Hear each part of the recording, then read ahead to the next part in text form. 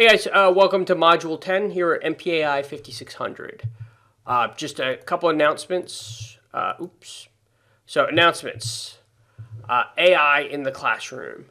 I might have come off a little bit harsh last week, but I did want to make sure people were not using AI in the classroom, or at least for that assignment. A couple of people did come up to me. Well, let me clarify. One, AI is okay if it's using Grammarly, or even if you're using the Word assistant on Microsoft Office. What I don't want is people to use ChatGPT, Gemini, Grok, etc. to actually compose the paper or even compose the outline for the paper. For those of you who came to me and said they did that, I really mean it, amnesty. I'm not going to say who did it. I'm not going to mention that to any other teacher. I'm even going to give you complete amnesty for future assignments. I'm even going to give you amnesty if you need me for a job recommendation or a reference later on. Okay, I really mean it when I say amnesty. That I'm not. We all make mistakes. We all have those issues, and I want to give, for being honest with me, I want to give those folks a clean sheet. I'm going to be fully honest. We can't always spot it. We're trying to use new tools. We're trying to use new techniques, but you don't want to, undermine the Georgetown brand by having this something become an AI, generative AI program. So again, thanks to those for coming out. And if there's issues or anything like that, please let me know. This paper coming up that's due next week, again, I do not want people to use the generative AI, ChatGPT, Claude, etc. In this paper. Next point, I'm going to talk careers for my in-person class on the 17th and 24th at 7 p.m. Eastern Standard Time. If you're interested, let me know. And I will let me know when you acknowledge these announcements, so I know if I could set the Zoom link up for people who are interested. For the 17th, I'm going to talk about what my experiences are in the federal and contractor and Department of Defense, intelligence community space. I'll just tell you that my experiences after this past year have been maybe a little bit obsolete based on new hiring patterns and hiring freezes, but I will go with what I know and what I've seen in the past year. The 24th, I think, is actually more important, or just as important. I'm going to have two guest speakers from the private sector intelligence talk, and they're both excellent. I've had them talk in my class before. Not only are they excellent speakers, but they're very helpful to students that have reached out to them. That will be on the 24th at 7 p.m. Eastern Standard Time. So if you can end both, if you can end one, etc., please let me know, and I'll make sure everyone has the Zoom link so you can zoom into the classroom. So this past week, the election interference, we've gone over the cycle multiple times in this class. Requirements, collection, organization, analysis, briefing to policymakers make a decision.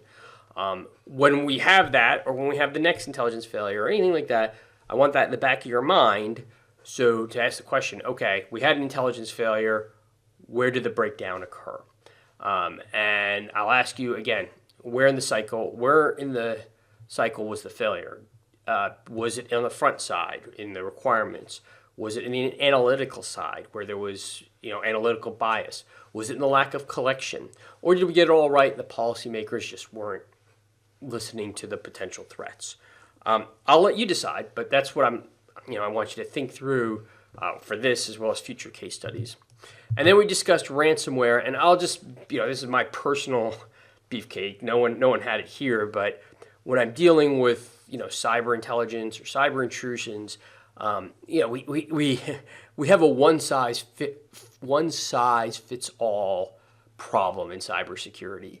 People are doing a cyber audit, and they treat a rural hospital the same way they treat the Department of Defense, when in fact there's two different threats out there. Our audits and our analysis isn't based on what is a realistic scenario a target might face. And I can tell you again, a rural school or rural hospital probably doesn't need to worry about a mass Chinese or Russian state-based denial of service attack. But they do need to worry about is ransomware, and a rural hospital is not going to have the money to have like a security operations center. A rural school is not going to be thinking that, but those ransomware attacks affect way of life. Schools have been closed because of ransomware. Hospitals have been closed, rural hospitals specifically. And so how to deal with it so you're not, talking about these huge expensive products and huge expensive expertise, something, I want you to consider.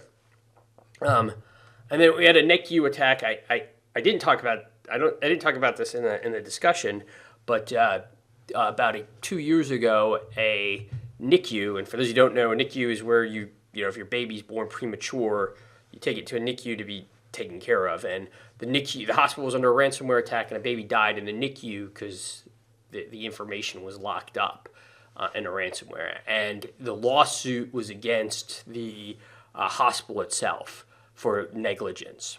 Now, again, we can talk about ransomware against pipelines, and we can talk about ransomware against meat and other ransomware attacks. But a baby dying in a NICU, for those who have kids, everyone can understand it. A jury can understand it. It has incredible jury appeal. So that might change the legal landscape surrounding ransomware, make people liable, companies liable if they're under a ransomware attack and they fail to do, hospital or it's a critical facility like that. So just something to think about going forward. And then finally, Module 10 is business intelligence. I have some lectures, go through the lectures, hit the high points of the reading, do the discussion. But I don't want you to spend too much time on it. I don't think anybody here was in the business intelligence track. Really focus on paper 3, which is due next week. You have the outline, or you have the questions on the paper. I don't see it being that difficult if you've paid attention in class or in the discussions. And if there's questions or issues, I'm available all week. Don't be afraid to communicate, or even if you feel like you're struggling, don't hesitate to drop me a note, and we can talk more detail. But really, again, you have the business intelligence module, but I really want you to focus on the paper, which is due next week. So if there's questions or issues, let me know, and I will see your discussions this week.